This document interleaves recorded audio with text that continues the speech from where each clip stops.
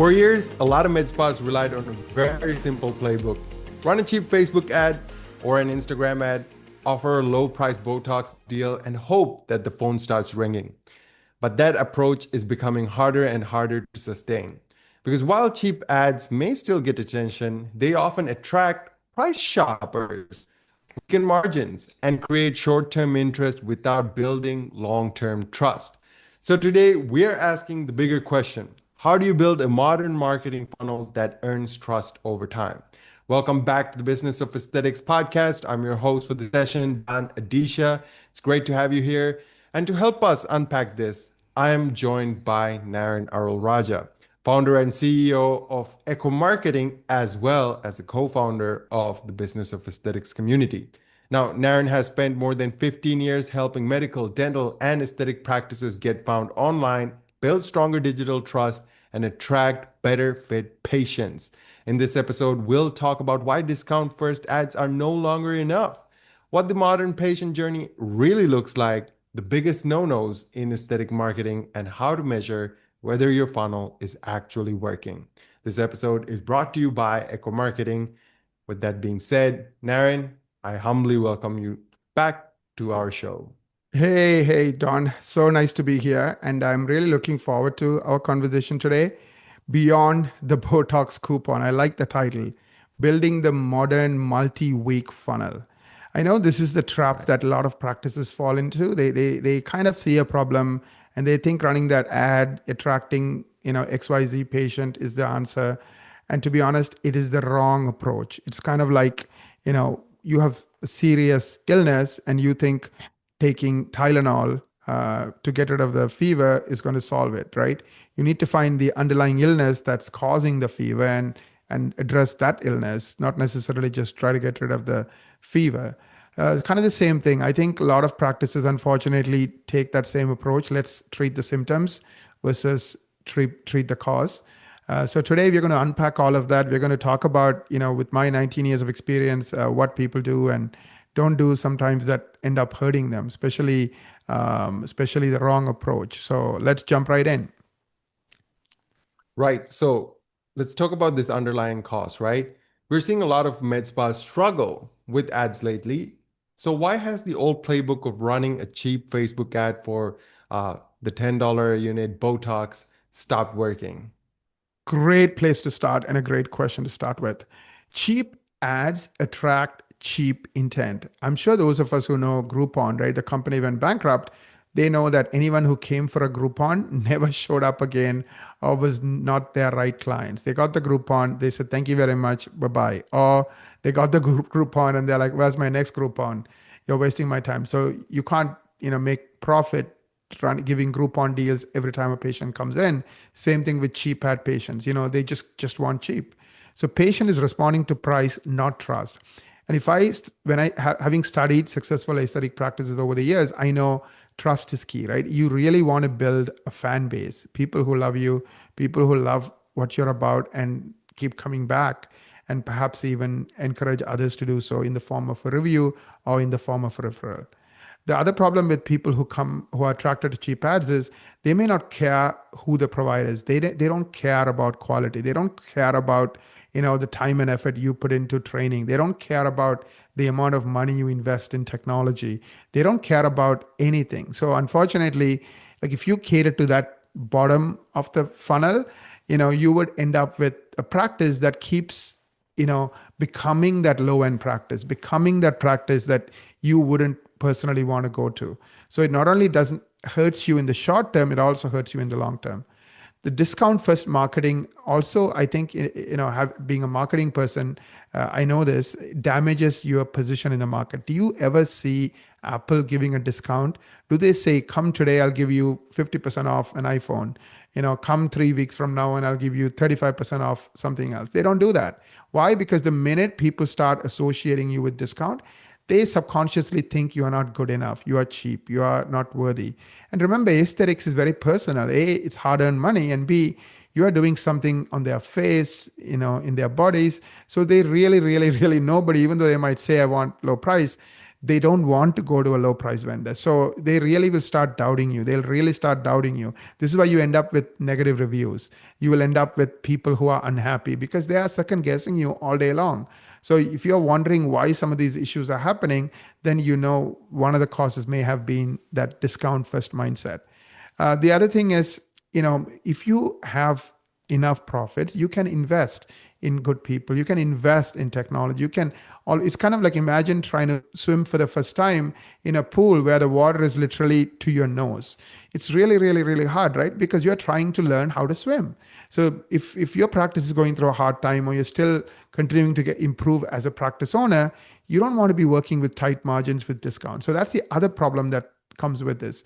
Anytime you're swimming for the first time, or you're in trouble and you have water to your nose, you're going to panic. You're going to do even more damaging things. So really keep that in mind. And one of the things that practice owners don't realize is patient journey is no longer one click. I mean, if you really want your ideal patients who are looking for a permanent home, they are not going to make decisions based on a Botox deal. I mean, the people who are coming to you on a Botox deal are not your ideal patient. They're not looking for a permanent home. They don't really value you. So you end up with the wrong people, and also you end up not catering to the right people. Why?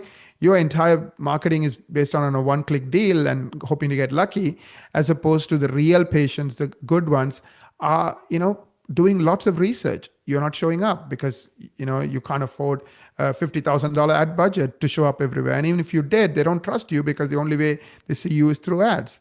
They're not liking you because if they come through ads, they're doubting you from the first click itself. So there's not even any room for them to like you with your videos and get to know you. And last but not least, they don't trust you. Why? Because they have this doubt in their mind. They're talking to you on the phone, your team on the phone. They're thinking, what's the catch? What's wrong with this place? So your team has to climb an uphill battle. And remember, your team is also human. So anytime somebody has a doubt, the person on the other side, it will be really hard for them. Either it's going to suck their soul out of them, try to convince someone who doubts you, or they're just going to give up and say, forget it. I'm not going to give it my all. So it creates this huge hole. So you're putting a lot of money in marketing with these cheap ads. You don't get the right patients in, and then your margins are really low and you really suffer. So don't go down this trap of I'm going to use something cheap ad to fill a schedule or get a new patient.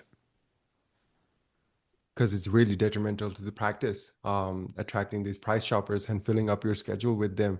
You're going to lose your own sanity trying to really work on them, and you might not be doing what you love. So let's talk about the other type of patients, the ones who take the time to research before they book a major treatment. Since ads don't work the same way when we have to earn trust first, how should a practice owner think about marketing in 2026 where trust is so important? Great question. You hit it right. You hit the most important point right in that question. Trust. That's what makes a great practice from the one that is not great. So marketing should be a trust building system. Let me explain. It's not, let me find the person who is desperate, i.e. wants a deal 2 minutes from now, but rather, how do I find those people who are looking to trust a practice for the long term? And how do I attract them? How do I get them to choose me? So step one is helping patients find you. Those patients are looking for a home, who are looking for someone they can trust and build a relationship. Help them find you first. What are the kind of things they're looking for, and are you showing up organically? Step number one. Then help them like you. Use videos once they find you and land on the right page organically without ads. Help them get to know you. Like, for example, they were interested in Botox, for their eyes. Have a lot of content educating people, talking about it, making people welcome to that page. Provide a lot of information, useful, relevant, to the point information. If they're on a particular page, talk about that topic, nothing else, not about you and not about anything else. Just cater to them as if like you're talking to them while they're in front of you. And then finally, continue to work on reviews, right? I recommend everyone getting 10 or more paragraph reviews every month as a starting point. So work on that. Why these paragraph reviews not only influence search engines so that more people will find you, but they'll also give confidence to the people who have found you that they made the right choice. So when they're calling your office, they're more likely to have an open mind versus have doubts. Of course, the last piece is your person on the phone has to do a good job in the way they answer the phone and make people feel welcome and reassured. And use ads, but use it only if needed as a supplement. Don't make it, hey, I'm desperate, let me run ads. That's a very bad approach. Like, for example, your practice is doing really well, your organic machine is humming along, people are finding you tens of thousands of times, they're liking you, your websites are taking them to the right page and making them fall in love with you, and then your trust is amazing, the 10 or more reviews that I talked about, paragraph reviews. Now, maybe you want to increase a device you have and you want to increase the sales for that device. Use ads to augment, perhaps retargeting ads. So the people who came to that page, perhaps retarget them, or run some targeted ads for that particular brand or whatever for a short time. And sometimes you might even get money from these companies. So use those funds. But use ads as an adjunct, not as the core. Organic trust matters more, right? So everything I touched on, reviews. Reviews could be in the form of Google reviews. It could be in the form of testimonials. One of the tools we created is a 1-800 number, so practices can offer this to their clients when they're in the office who are happy and say, hey, do you mind, sharing why you love us? There's a room, maybe here's a number you can call and tell us why you love us, and convert that into a video. And we have clients who have used this hundreds of times and have created wonderful video testimonials from it with the real patient voice. And if the patient doesn't want to use their voice, you can use their words and we can create a review from that. Google's messy middle also applies here. And I know you're wondering what the heck is messy middle. Let me explain. Patients are exploring options, then they evaluate, then they go back and explore again. They may do this several times before making a call. The practice has to stay visible throughout the loop. So let's say you are ranking for a certain keyword, but you're not ranking for anything else. Now people are like, oh, this other practice keeps showing up a lot more than you do. They forgot you. So you want to make sure not only are you showing up once, but you're showing up multiple times. This is one of the reasons I recommend to all my clients, and I insist that every one of them rank for at least 100 or more search terms before the end of the year. This is because of the messy middle problem. People today don't just say hello. I mean, don't just say, I am in after the first time they hear about you. You have to keep convincing them. Trust signals also has to be built into the funnel.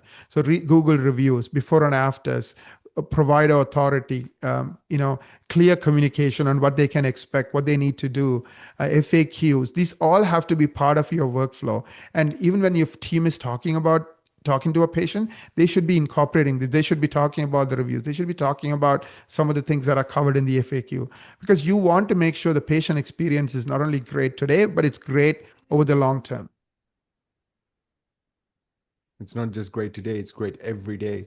Now, beyond those cheap discount ads, what are some of the other no-nos you see in aesthetic marketing right now? That's a great question. The other no-nos are depending on one channel. I know some people are like, oh, I love Instagram, or I like Facebook. And, again, that's a bad idea. Sending paid traffic to a weak website, we already know paid traffic is 5 to 10 times more expensive than organic because people don't trust you. So imagine them going to a web page that doesn't grow confidence, that rather distracts. Let's say I'm interested in Botox and you're talking about, you having this degree. You know what? First convince me that you are really good at Botox with before and afters and any relevant information I might be looking for. So the bar is really, really, really, really, really high when the paid traffic is involved. So your website has to be exceptionally good. Not only what it has, but how fast it loads and how it functions on different devices and everything else. Also, like, today we live in the world of long tail. So generic messaging, generic pages don't work. I know a lot of practice owners look at it from their point of view versus the point of view of that niche person who's looking for something very specific. So your website is like a vanilla, we are everything to everybody. It could be everything to everybody, but each section or each page has to cater to somebody. Of course, it has to rank in the first place because it has to attract that person to that page. Ignoring Google profiles. I see this time and again, weak photos, incomplete profiles. Google business profile doesn't show up. In other words, remember I said 100 or more times? Like we have clients, many of them show up thousands of times on Google business profile every single month for all these different search terms. So you have to also work on search and make sure that your Google business profile is also showing up in search. And last but not least,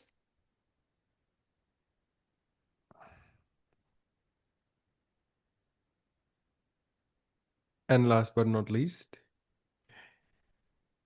and last but not least, you want to make sure, okay, sorry, I just lost my train of thought. We need to edit here, right? yep, make note made.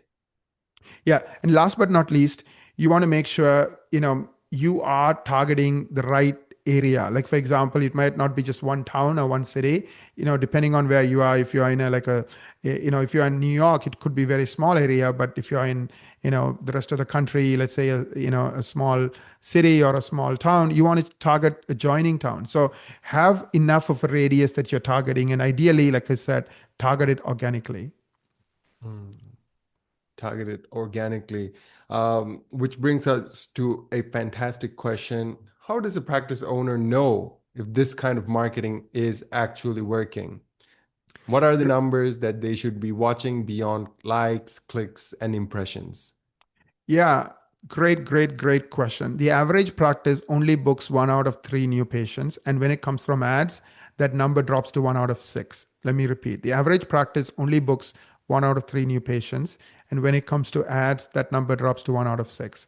Why ads are, 1 out of 6 versus 1 out of 3? It's because they don't trust you. So either number is bad, right? You're spending $1,000. First case, you're getting $300 worth of benefit because the other 700 don't book. The other case, you're getting $150 worth of benefit out of 1,000 because the other 850 is not booking. So you need to know what your conversion rate is, both for ads and both for organic, and you want to improve it. The ideal is around 70 to 80%. So that's the first metric, conversion rate. Second is cost per new patient opportunity. If they don't book, that's not really a marketing problem. That's a training problem. That's, the way the phone is handled problem. So you want to know the cost per new patient opportunity. So if you're doing organic, like we have noticed people having costs of $60, $70 per new patient call or new patient lead. With ads, we have noticed it's around $300. You need to know this. Don't trust me, figure it out because everyone's numbers could be different. So find out, set up call tracking, set up lead tracking, find out the cost of a new lead.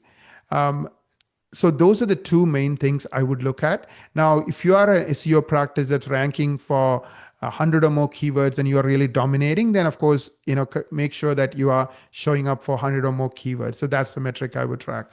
The other metric I would track for every practice is, am I getting 10 or more 5-star paragraph reviews every month? So those are like the high level metrics. Of course, there are other metrics, but get this right first. And once you get this right, hey, write to me and I'll help you with the other ones. So that's where I would start. Okay. And now for the owners listening in who realizes they've been relying too much on these discounts or one-off ads and attracting the worst kind of, I mean, let's not say worst, but not the ideal kind of patient. What should they stop doing and where should they start?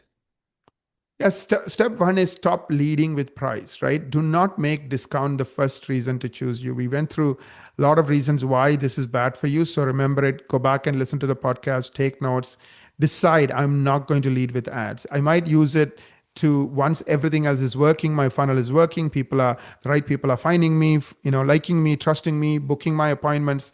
Then I might use it as an adjunct, but till all of that is done, I will not touch ads. Second, treating ads as your whole marketing. Like I said, that really can hurt you. And along with that, stop measuring vanity metrics. I know people measure likes, reach, impressions, cheap leads. These are all, you letting the wrong things drive you into a ditch. Instead, focused on qualified calls, how many are booking, conversion rate, cost per new patient opportunity, or cost per new patient lead, how many keywords are ranking for you, how many paragraph reviews you have. So that's what I would focus on. So start with that. Start with a patient journey audit. Are people finding you? Are you showing up for 100 or more search phrases or different types of searches on Google? Remember, Google is still 95, 98% of the market. Actually, it has gotten bigger since AI came along. Um, Understand your ideal patient. Read your paragraph reviews, the last 20, and figure out what are the common things they are saying. That's where your ideal patient lives. If they love great technology, lean into it. If they love being treated like family, lean into it. If they love you having best technology, lean into it. Find out what your ideal patients want and continue to work on it week after week. And everything you do should be to cater to that person, that persona. Everything in your marketing, everything in your website, your phone conversation, everything. Start building a multi-week funnel, right? Starting with organic. You're showing up and the number of keywords and phrases and the number of people finding you organically continuing to grow. Track that metric on a monthly basis. Is that number growing? These are things we do with our clients. Make sure your landing pages, when there are problems, let's say they don't have enough before and afters, or they don't have a welcoming video, you start addressing them. Find a way to connect all the dots. So you know what? If this looks overwhelming, you don't know, and you're not objective in figuring out, if you are doing a good job or not doing a good job, which can be true for some of you or many of you, either because you don't have the time or the expertise, or because some of the ideas that were not working were some ideas you were involved in. Get a third-party opinion. We offer a marketing strategy meeting at no cost. The link is businessofesthetics.org/MSM. We will look at your patient journey. We will see if people are finding you. We will look at your competition compared to you. So you don't have to be the best. You just have to outrun your competition, right? When the bear is chasing you, you don't need to, be the fastest runner in the world. You have to be faster than your competitors. So you also want to know how well you're doing. That's the other part of research we do. We spend 6 hours in this research, and we'll tell you what's working, what's not, what you need to fix. We'll give you a plan. Book that meeting. It's a $900 value, businessofesthetics.org/MSM. That's my gift to you. And if you need me after you have had that MSM, you know what? I would love to have a conversation. Ask my team to get me involved. We have a 300-person team, but I love talking and solving marketing problems. So would love to help. Amazing. Well, that was a valuable conversation with Naren Arulraja on why aesthetic practices need to move beyond the Botox coupon. Now you can go ahead and make best use of that marketing strategy meeting at businessofesthetics.org/MSM. And with that being said, it has been my pleasure hosting this podcast. Don Adisha signing off behalf of Business of Aesthetics. Thanks for listening. Keep on leading.